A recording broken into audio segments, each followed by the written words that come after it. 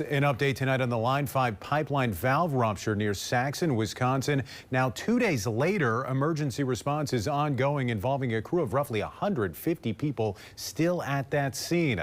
Now, this was the scene Tuesday after an unoccupied semi reportedly rolled into a Line 5 valve, breaking it and causing it to release natural gas liquids. Now, the incident prompted evacuations, a power outage, and air quality monitoring.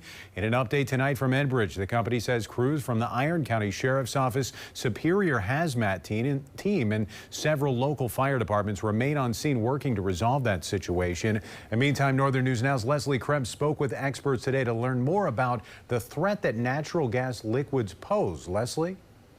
Yeah, Dan, I spoke with Chief Volbricht with the Superior Fire Department. Now, he says while residents near the contaminated site have been evacuated, they shouldn't panic.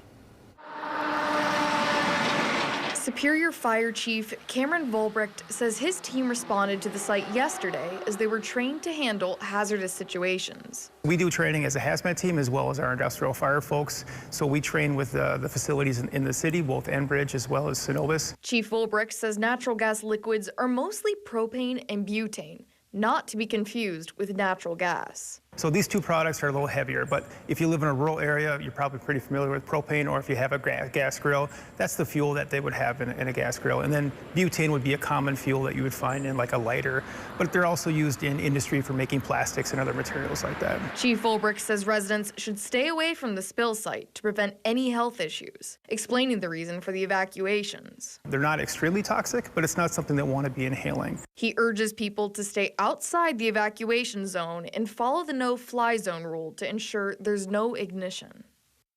Enbridge thanks all emergency responders at the site. Line 5 remains shut down. Live in studio, Leslie Krebs, Northern News Now.